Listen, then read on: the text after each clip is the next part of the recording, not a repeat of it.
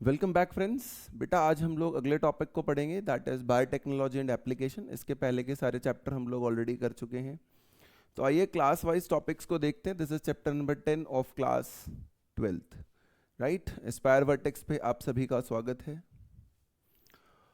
तो चैप्टर का road map क्या रहने वाला है कि एग्रीकल्चर में कैसे इस्तेमाल होती है बायोटेक्नोलॉजी, हमें ये देखना है। मेडिसिन में कैसे, ट्रांसजेनिक में कैसे, एथिकल में कैसे, मेन हमारा फीचर ये रहेगा। बायोटेक्नोलॉजी होती क्या है तो हम पढ़ चुके हैं कि ऑर्गेनिज्म या उसके पार्ट्स का यूज़ करना ह्यूमन बेनिफिट के लिए, किसी चीज़ को मैसिव स्केल पे प्रोड्यूस करने के लिए।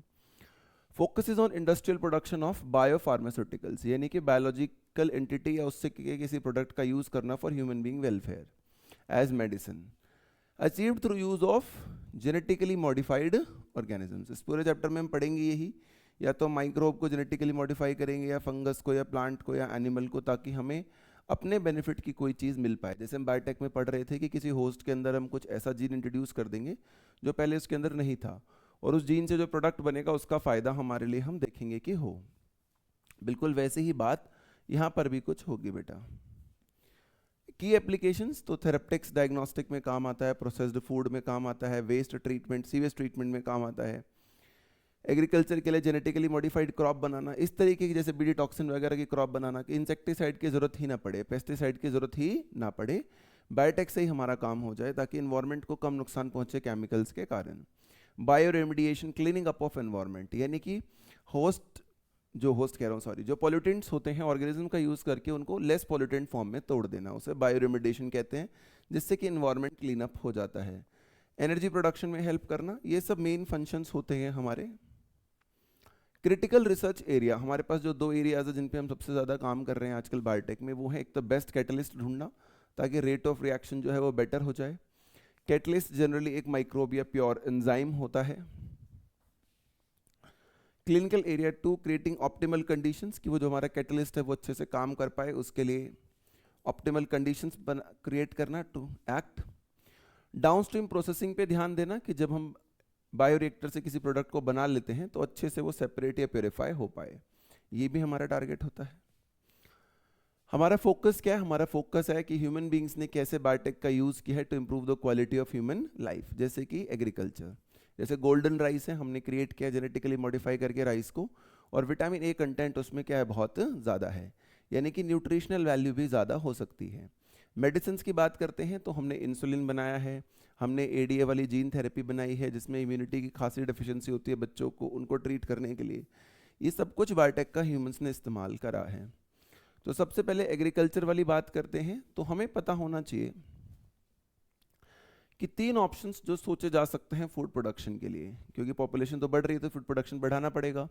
पहला होता है एग्रोकेमिकल, यानी केमिकल यूज ने एग्रीकल्चर, इंसेक्टिसाइड, पेस्टिसाइड्स या डीडीटी वगैरह। ऑर्गेनिक एग्रीकल्चर कर सकते हैं जिसमें हम कोई फर्टिलाइजर यूज़ ना करें, है ना, नेचुरल मैन्योर से काम चलाएं। ये तीसरा हो सकता है जेनेटिकली मॉडिफाइड क्रॉप। तो इस चैप्टर में हमारा ज़्यादातर फोकस जेनेटिकली मॉडिफाइड क्रॉप पर रहेगा।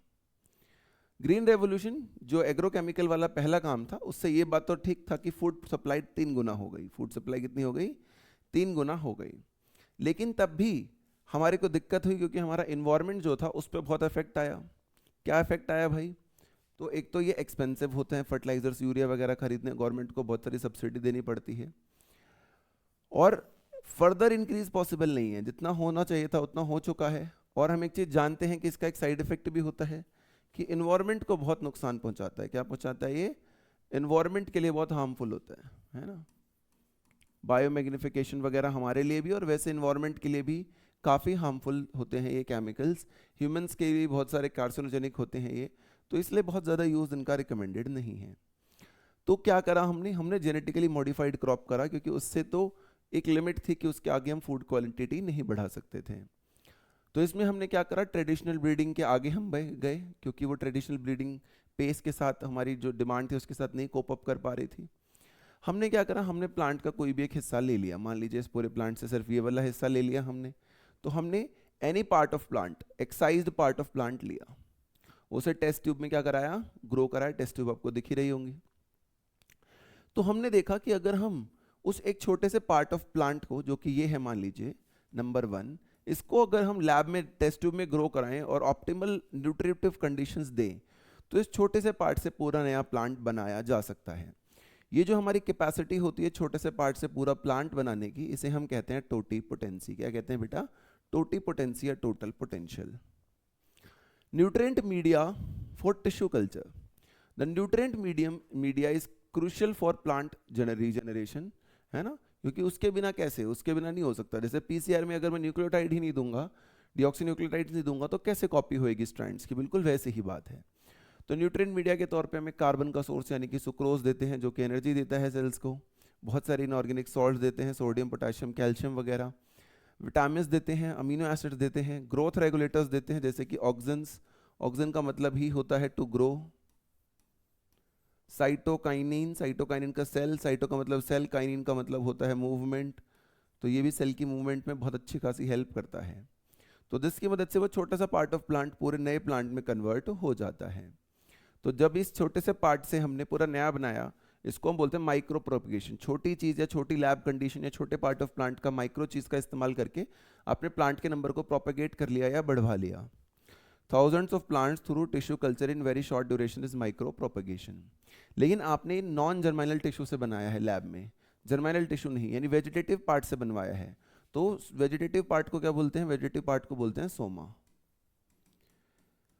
और क्योंकि लैब में बनाया है, कोई सेक्सुअल रिप्रोडक्शन नहीं है, सिंगल पेरेंट इन्वॉल्व था, तो जितने भी नए बनेंगे वो पुराने वाले की कॉपी ही बनेंगे। इसलिए नए प्लांट्स को या नए प्लांट के पार्ट्स को बोला जाता है सोमा क्लोन्स। क्या बोलते हैं बेटा? सोमा क्लोन्स, क्योंकि वो ओरिजिनल एक्स प्लांट जो था हमारा उसकी कॉपीज ही होंगे। एग्जाम्पल्स जैसे टोमेटो, बनाना वगैरह हमने इस मेथड से बना रखे हैं, आजकल हमारे पास ये सुविधा रही है। इवन इफ ए प्लांट, एक और फंक्शन है, एक तो ये है कि नंबर बढ़ा देना, एक और हमारे पास एबिलिटी है। क्या एबिलिटी है? कि अगर कोई प्लांट इन्फेक्शन हो जाए किसी प्लांट में, तो भी हम यहाँ पे हेल्प ले सकते हैं। क्या हेल्प ले सकते हैं? कि हम प्लांट से मेरिस्टम ले लेंगे। मेरिस्टम का मतलब ही होता है टू डिवाइड। वो जनरली वायरस से इन्फेक्टेड नहीं होता, अपाइकल या एक्सिलरी हो सकता है, फ्री ऑफ वायरस होता है। आप इस प्लांट के हिस्से को रिमूव कर लो और इन विट्रो, यानी कि विट्रो का मतलब होता है वैसे इन ग्लास, यानी कि लैब में ग्रो करा लो। तो हमने देखा है कि हम उस छोटे से पार्ट ऑफ प्लांट से पूरा नया शुगर केन, बनाना या पोटैटो बना सकते हैं।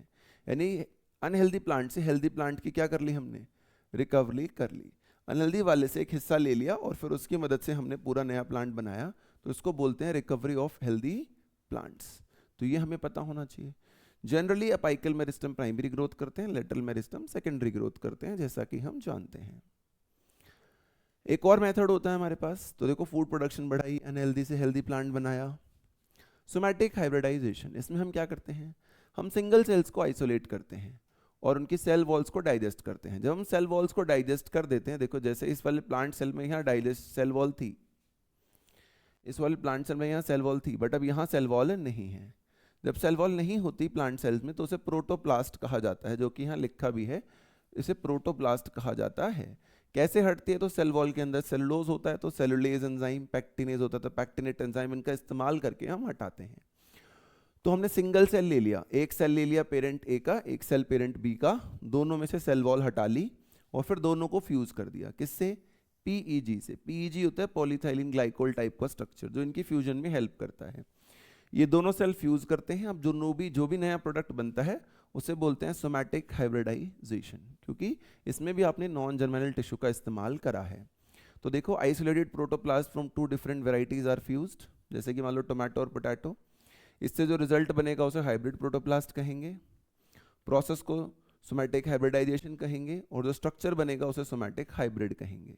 तो इसमें हमें कोई कंफ्यूजन नहीं होनी चाहिए, बहुत सिंपल सी बात है।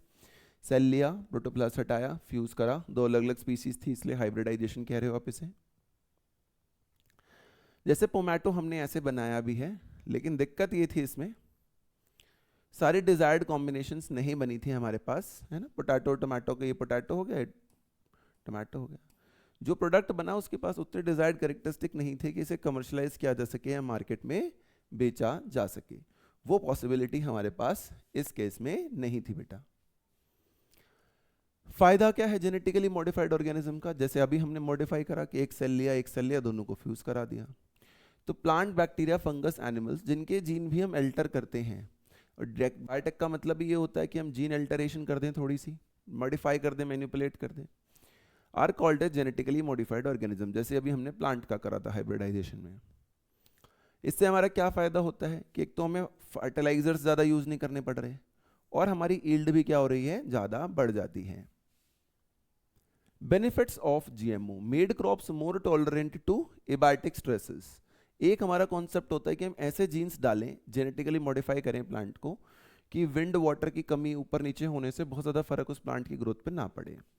दूसरा, केमिकल्स पे कम डिपेंडेंस हो, पोस्ट हार्वेस्टिंग लॉसेस कम हो, एफिशिएंसी ऑफ मिनरल यूजेज बढ़े। कैसे बढ़ेगी, रूट इकोसिस्टम बेटर कर दो, रूट की एफिशिएंसी बेटर कर दो ताकि मिनरल्स को बेटर एब्जॉर्ब कर पाए वो, ऐसे जेनेटिक कंपोजिशंस दे दो।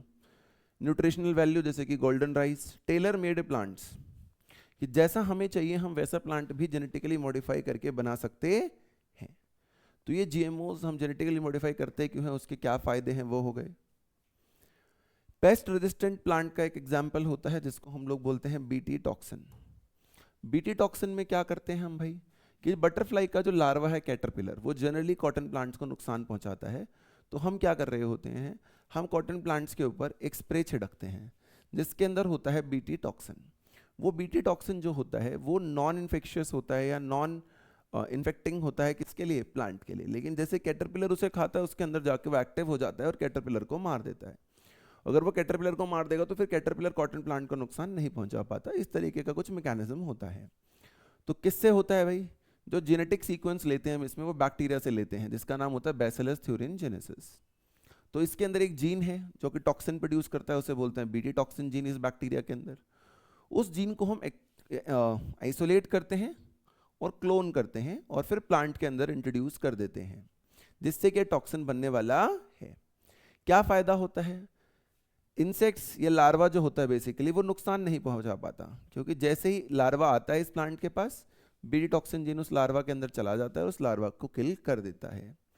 बीटी कॉटन या बीटी कॉर्न में हम इसका इस्तेमाल ज़्यादा करते हैं। जैसे कि लेपिडोटारेंस, स्पेसिफिक कौन कौन से इंसेक्ट्स के लिए होता है। लेपिडो का मतलब होता है स्केल, टैरेंस का मतलब होता है विंग्स, यानी विंग्स पे स्केल होना, नाम ये रहे। कोलियोटैरेंस, कोलियो का मतलब शीथ, शीथ विंग्स, इसमें जनरली हार्ड जो फोर विंग होती है वो हार्ड होती है और हैंड विंग को कवर करती है। डायटैरेंस, टू विंग्स, यानी कि एक विंग ज़्यादा फंक्शनल होती है, दूसरी थोड़ी कम फंक्शनल होती है।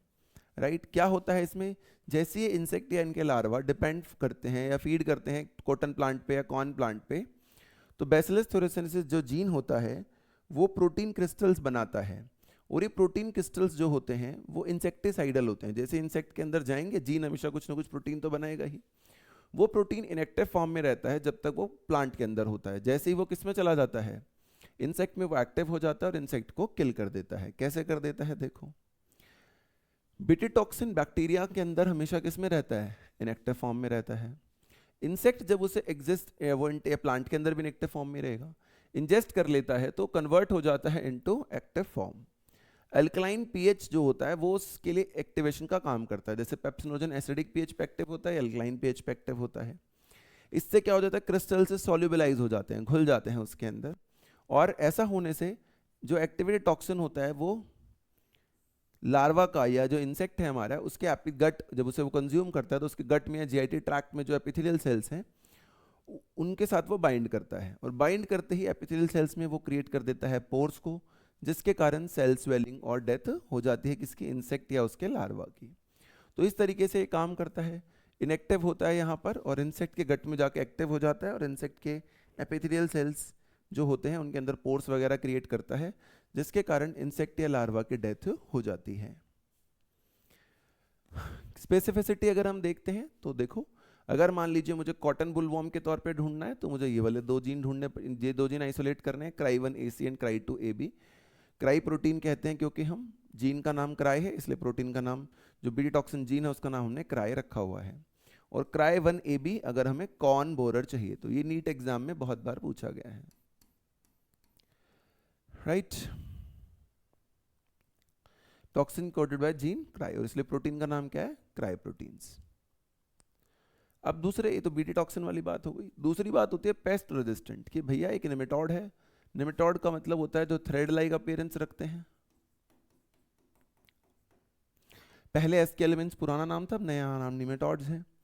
एक निमेटॉड है मेलिडोगाइना इनकॉन्जिनेटिया, एनसीईआरटी में टी के बाद आई दे रखा है, वो स्पेलिंग गलत है, यहाँ पर ये ठीक है।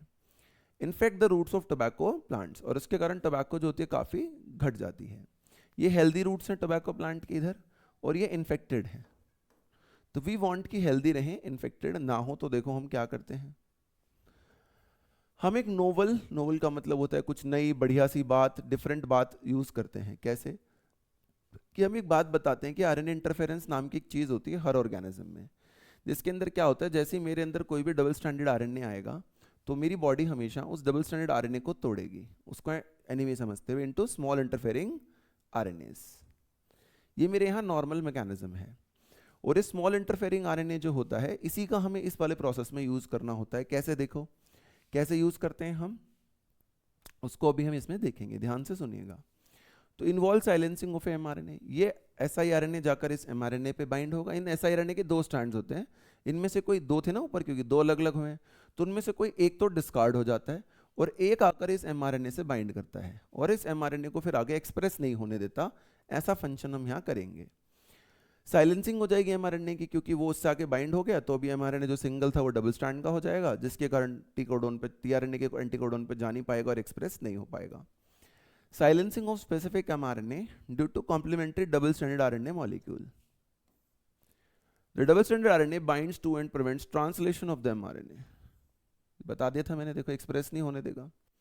डबल स्टैंडर्ड लेकिन पूरा बाइंड नहीं करता बेटा, हमेशा इसमें से siRNA वाला पार्ट बाइंड करता है। सोर्स ऑफ कॉम्प्लीमेंट्री आरएनए, अब सोर्स क्या हो सकता है कि ये डबल स्टैंडर्ड आरएनए आएगा कहाँ से, तो it could come from A infection via virus, वो हमारी बॉडी में प्रोड्यूस कर देगा, या हम कुछ मोबाइल जेनेटिक एलिमेंट्स का इस्तेमाल करेंगे, ट्रांसपोजोन्स। यानी जब मुझे ये पता है कि मेरे प्लांट को निमेटॉड अफेक्ट करने वाला है ना, तो मैं क्या करूँगा, निमेटॉड स्पेसिफिक ऐसे जीन्स जो निमेटॉड वालों के साथ आराम से बाइंड कर जाए, निमेटॉड के जीन सीक्वेंस के साथ, ऐसे जीन्स इंट्रोड्यूस करूँगा। किसमें, प्लांट सेल के अंदर। किसमें इंट्रोड्यूस करूँगा बेटा, प्लांट सेल के अंदर। ऐसे जीन्स देखो, वेक्टर प्लांट में एग्रोबैक्टीरियम होता ही है, निमेटॉड स्पेसिफिक जीन्स, यानी जो आराम से निमेटॉड के mRNA से बाइंड कर जाए, इंट्रोड्यूस करूंगा होस्ट प्लांट में। जैसे इंट्रोड्यूस करूंगा तो वो जीन्स डबल स्टैंडर्ड आरएनए बनाएंगे, तो डीएनए इज इंट्रोड्यूस, और दो आरएनएस होंगे, मैंने जैसे पहले ही बताया था, डबल स्टैंडर्ड होता है जो इंट्रोड्यूस होता है, सेंस एंड एंटीसेंस। ये प्रोटीन कोडिंग सीक्वेंस होगा, ये उससे अपोजिट होगा। These two complementary RNAs forms double standard RNA. ठीक बात है, हमें बोला ही था, देखो थोड़ी देर पहले भी हम कह रहे थे कि डबल स्टैंडर्ड आरएनए होगा ऊपर। फिर क्या होगा, जैसे ही इस वाले पार्ट को प्लांट के अंदर है, निमेटॉड जैसे ही प्लांट सेल को खाएगा तो निमेटॉड के अंदर डबल स्टैंडर्ड आरएनए आ जाएगा।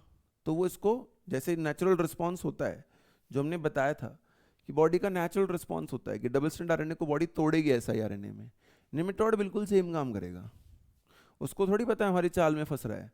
निमेटॉड क्या करेगा, निमेटॉड इस डबल स्टैंडर्ड आरएनए को तोड़ेगा। देखो तोड़ भी रहा है ना, देखो डबल स्टैंडर्ड आरएनए को किसमें तोड़ रहा है, siRNA में, राइट। निमेटॉड स्पेसिफिक जीन्स लाए आप और प्लांट सेल को उसने कंज्यूम किया, तो ऐसे ऐसे हो गया। अब जो siRNAs होते हैं बेटा, वो जाकर बाइंड करते हैं किस पे, निमेटॉड के mRNA पे, और उसके कारण निमेटॉड का mRNA एक्सप्रेस ही नहीं हो पाता, तो निमेटॉड सर्वाइव नहीं कर पाता। सर्वाइव नहीं कर पाता तो निमेटॉड अफेक्ट नहीं कर पाता टोबैको प्लांट को, और इसलिए बोलते हैं आरएनए साइलेंसिंग, कि mRNA ऑफ निमेटॉड एक्सप्रेस नहीं हो पाया। इसके कारण siRNA जब बाइंड होता है mRNA पे तो आरएनए इंटरफेरेंस हो जाती है, स्पेसिफिक आरएनए साइलेंस हो जाता है, और पैरासाइट जो था हमारा निमेटॉड का, वो सर्वाइव नहीं कर पाता किसमें, ट्रांसजेनिक होस्ट में। ट्रांसजेनिक क्यों कह रहे हो, क्योंकि उस होस्ट के अंदर तुम बाहर से क्या लेके आए हो, निमेटॉड स्पेसिफिक जीन्स लाए हो, और उन जीन्स को उसने एक्सप्रेस करा है अपने अंदर, इसलिए उसे ट्रांसजेनिक कहते हैं।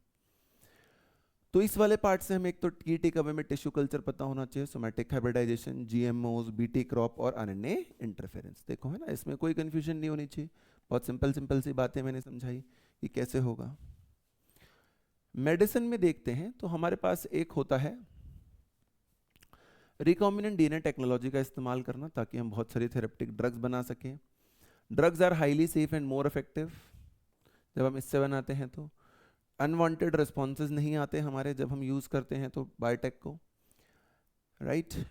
अभी हमारी दुनिया में 30 रिकॉम्बिनेंट थेरेपीज इन्वॉल्व अप्रूव्ड हैं ग्लोबली, उसमें से 12 को इंडिया में भी मार्केट करा जाता है।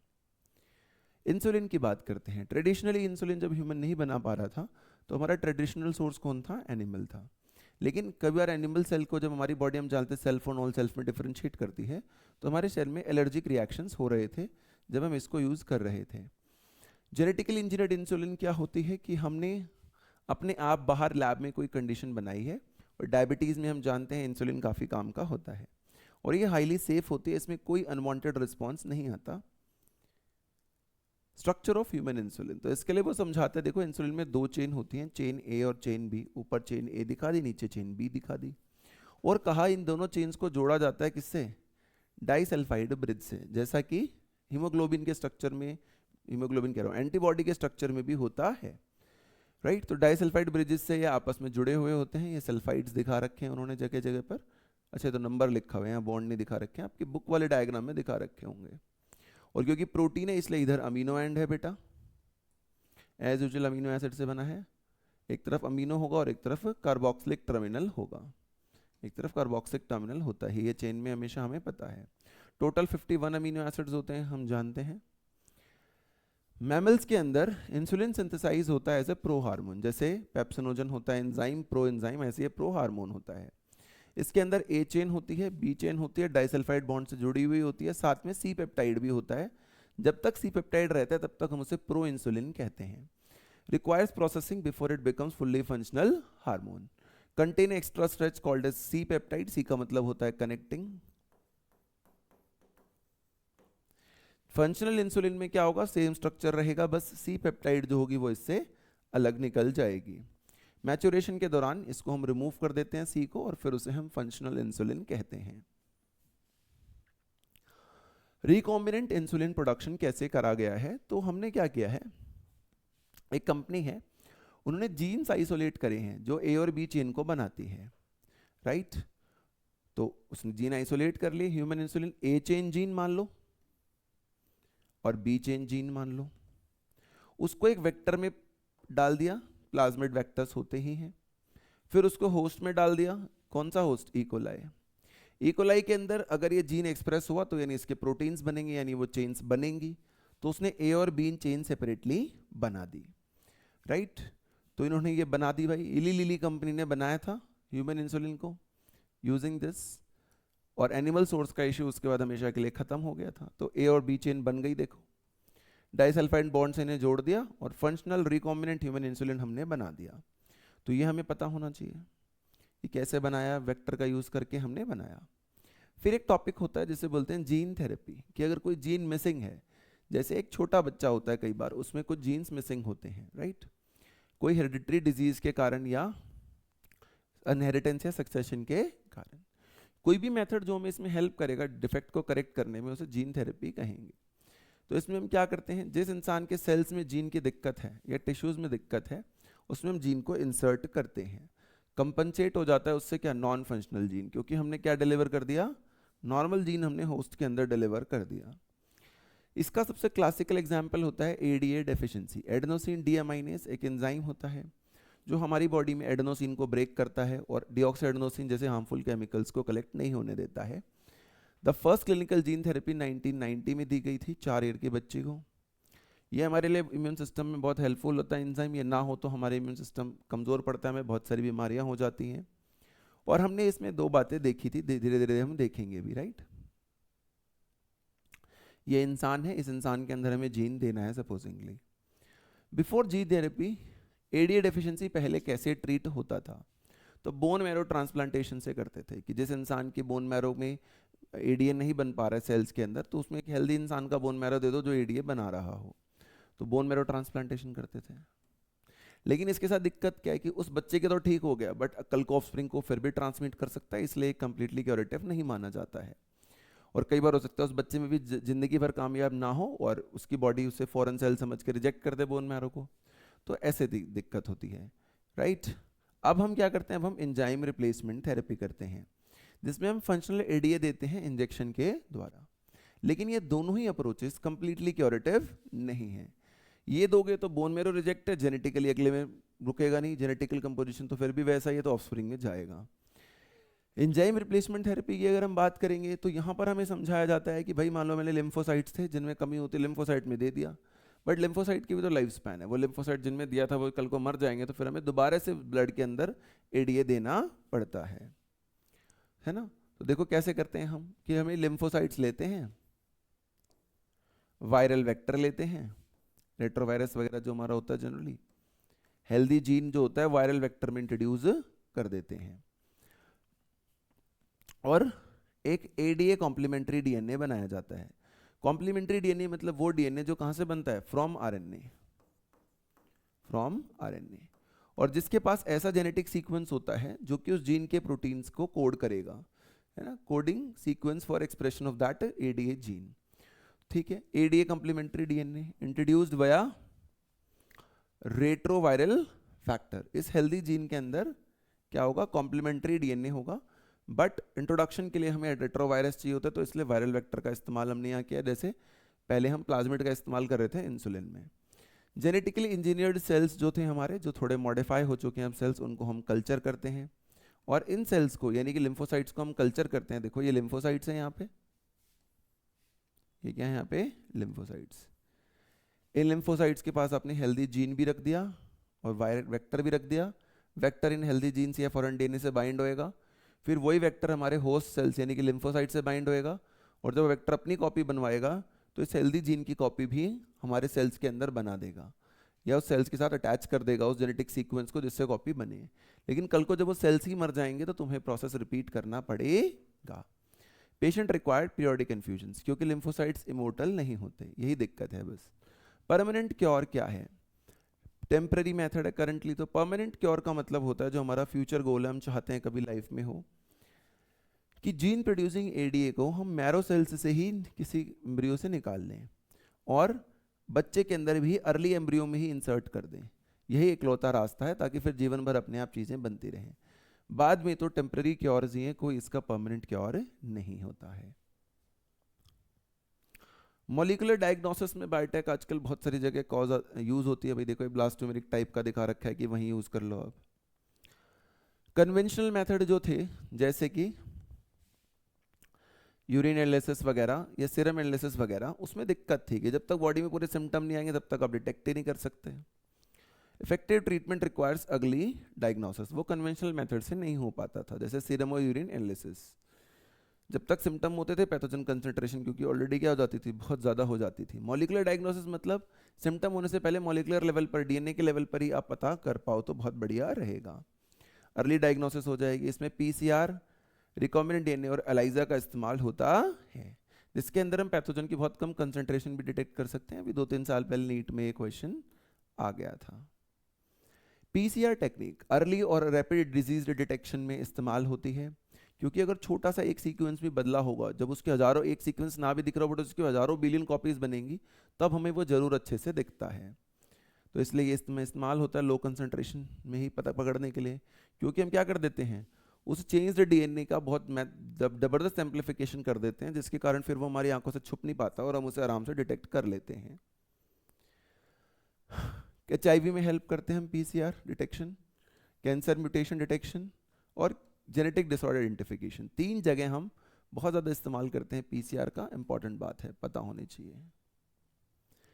डिटेक्शन वया प्रोब्स, ये भी एक टेक्नोलॉजी है भाई, कि मेरे को डाउट है कि कुछ चेंज हुआ है। मान लीजिए मेरे पास ये डबल स्ट्रैंडेड डीएनए है और मुझे डाउट है कि इनमें से कोई एक स्ट्रैंडेड चेंज हो गया है, तो मेरे को क्या करना होता है, मेरे को नॉर्मल सीक्वेंस तो पता ही है, मुझे बस पता करना है चेंज हुआ है नहीं, और हुआ है तो किस में चेंज हुआ है, कौन से स्ट्रैंड पे चेंज हुआ है। तो there is a very simple method, they say कि आप कुछ मत करो, आप इन दोनों स्ट्रैंड्स को अलग अलग कर लो, इन दोनों स्ट्रैंड्स को आप अलग अलग कर लो। इसको बोलते हैं डीनेचुरेशन। क्या बोलते हैं, डीनेचुरेशन, राइट। दोनों स्ट्रैंड्स को अलग अलग कर लो। आप आपके अकॉर्डिंग क्या था, आप ये सोच के चल रहे थे कि ऐसा कुछ है ATGC, तो यहां पर भी होगा TACG, ऐसा होना चाहिए था। बट आप कह रहे हो नहीं, कहीं पर कुछ बदला हुआ है, तो आपको क्या करना है भाई, अब बदला हुआ है, अगर ये दोनों सेम होंगे तो अलग बात है, बदला हुआ होगा तो देखो कैसे होगा, किसी भी एक में बदला हुआ हो सकता है। तो मैं बस क्या करता हूं, मैं एक प्रोब ले आता हूं यहां पर, जो कि सिंगल स्ट्रैंडेड होती है, और प्रोब जो होगी, मान लो अगर मेरे को ऊपर वाले से बाइंड कराना है तो प्रोब कैसी होनी चाहिए, ऊपर वाले के लिए मान लो मेरी प्रोब है THCG। अगर ये ऊपर वाला ओरिजिनल ही होगा पहले की तरह ही, तब तो इसकी और इसकी बाइंडिंग बहुत अच्छी हो जाएगी। लेकिन अगर मान लो इसमें कोई चेंज हो गया होगा, G की जगह कुछ और आ गया या A की जगह T आ गया, तो ये बाइंडिंग नहीं होगी। और ये जो प्रोब होती है ये होती है रेडियो एक्टिव। प्रोब कैसी होती है बेटा? Radio active. अगर ये बाइंड हो गई तो फोटोग्राफिक फिल्म पे हमें साफ साफ दिखेगा स्पॉट, और बाइंड नहीं हुई तो स्पॉट नहीं दिखेगा। अब मैंने दो प्रोब्स का इस्तेमाल किया, इससे बाइंड करने के लिए, इससे। इसके केस में कुछ नहीं आया, कोई नहीं नहीं स्पॉट आया, यानी कोई बाइंडिंग हुई नहीं, यहाँ बदलाव हुआ है। और अगर इसके केस में ऐसा हुआ कि बाइंड नहीं हो पाई तो यहाँ बदलाव हुआ, और दोनों में बाइंड होगी तो कहीं पे भी कोई बदलाव नहीं हुआ है। तो सिंगल स्ट्रैंडेड डीएनए आरएनए को हम टैग करते हैं रेडियोएक्टिव मॉलिक्यूल के साथ। कॉम्प्लीमेंट्री डीएनए के साथ हम क्या करते हैं? हाइब्रिडाइज करते हैं, क्लोन ऑफ सेल्स। बट उन सेल्स के अंदर हम पहले ही उन सेल्स का डबल स्ट्रैंडेड डीएनए को तोड़ चुके होते हैं सिंगल स्ट्रैंडेड डीएनए में। फिर ऑटो रेडियोग्राफी से हम डिटेक्ट करते हैं। ऐसा अगर स्पॉट आ रहा है इसका मतलब कोई म्यूटेशन नहीं है, स्पॉट नहीं आ रहा है जहाँ जहाँ, यानी वहाँ म्यूटेशन है। Mutated gene will not appear on photographic film, simple सी बात होती है। एलाइजा टेक्निक जो होती है उसमें भी हम कुछ इसी तरीके का काम करते हैं कि डिटेक्टिंग एंटीजेंस। कैसे एंटीजेंस को डिटेक्ट करते हैं हम? तो हमारे पास सैंडविच टेक्निक कहते हैं, एंटीबॉडीज पहले से ही हैं। अगर सैंपल में स्पेसिफिक एचआईवी के एंटीजन होंगे तो दोनों बाइंड करेंगे, वरना कोई बाइंडिंग नहीं होगी, right?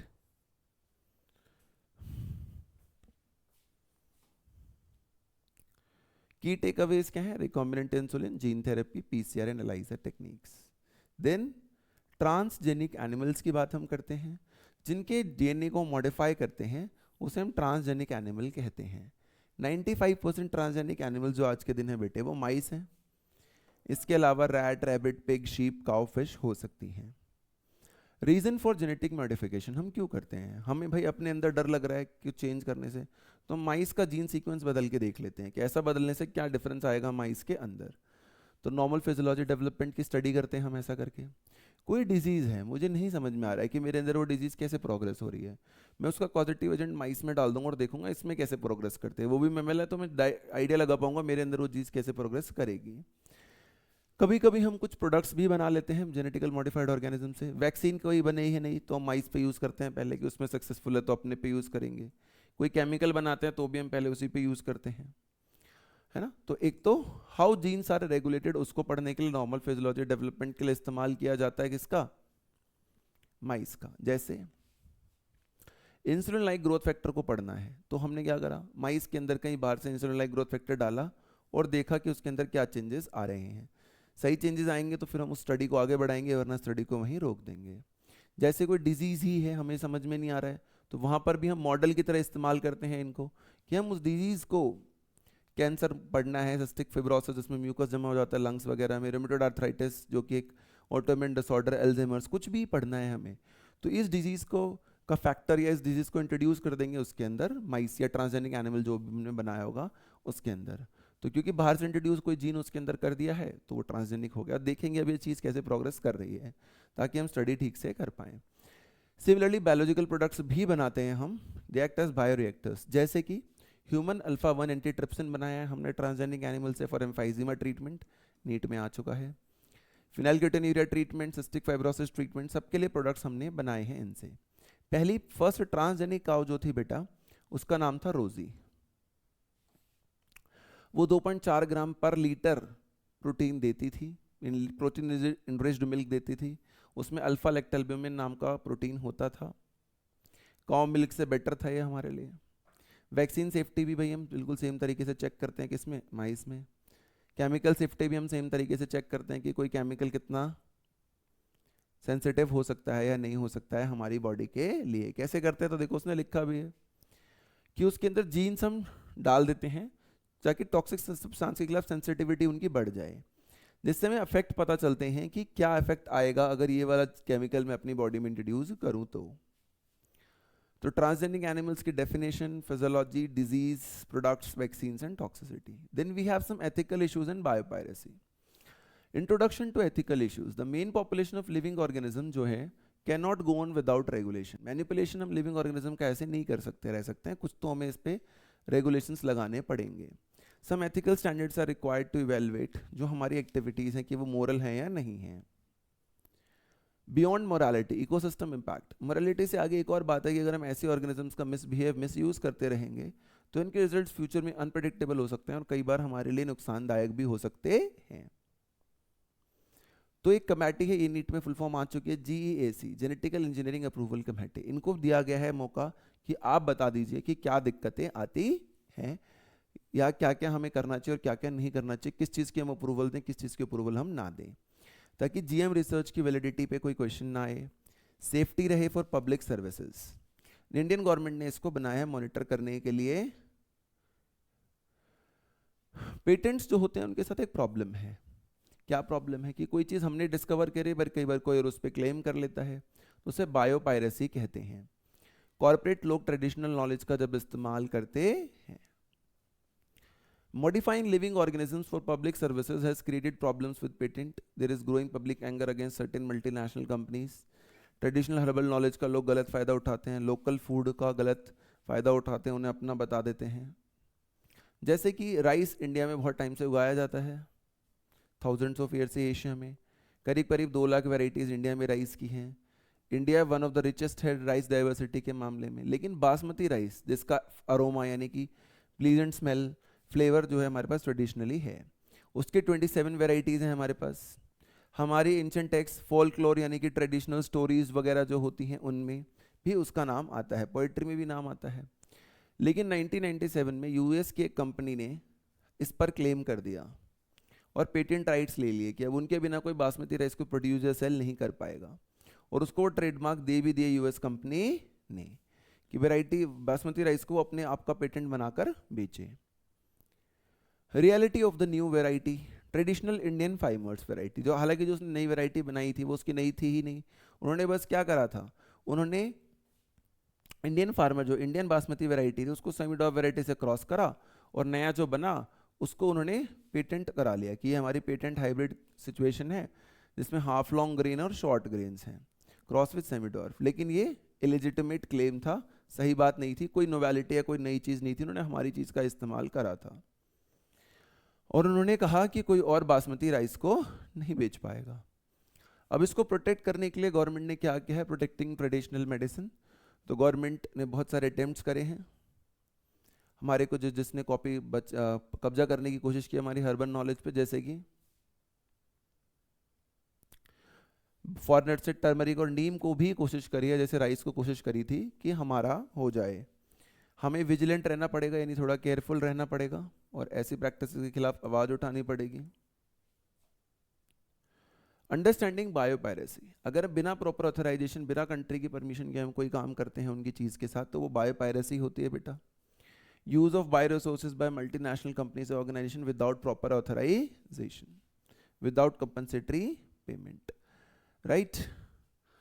Industrial versus developing nations. Industrialised nations जो होते हैं बायोटेक में आगे हैं, रिसर्च फंडिंग में आगे हैं, ठीक बात है.